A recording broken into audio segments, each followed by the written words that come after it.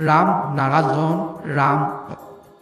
জন্মগত নেতা কি কৰে হেল্লা কোজ বেটাই কম্বলৰ ৰোৱা মুকলি কৰি থাকিলেই কম্বলটো চিৰকালৰ বাবে শেষ হৈ যাব ঈদগাত ইষ্টাৰ সংযোগ অসহ্য কৰাৰ প্ৰয়োজন নাই মই ইঞ্জিন হৈ আহিছোঁ তোমালোকে বুগি হৈ চলো টানি টানি মই লৈ যাম তোমাৰ যি মনত আহে হেল্লা কৰোঁ পৃথিৱী গৰ্বাই কৰ্তব্য কৰা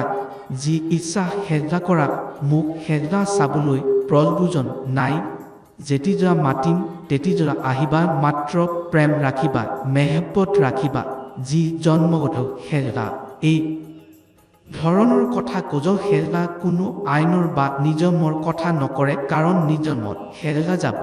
যি নিয়ম অনুসৰি কাম কৰিছে জন্মগত মহান মানুহে কাম কৰিবলৈ নহজন কাম দিজাৰ বাবে আহে আৰু সকলো কাম কৰে হেল্লা বাবে কাম দিজলে হেল্লা দুই গুণৰ ভিতৰত এক ডাঙৰ তফাত আছে জন্মগত মহান মানুহৰ ইনষ্টিংক্ট শক্তি সিহঁতৰ শক্তিৰ পৰা বেছি থাকে হেল্লা বাবে অৰ্জিত শক্তিৰ পৰা ঈদগাত বহুত তফাত আছে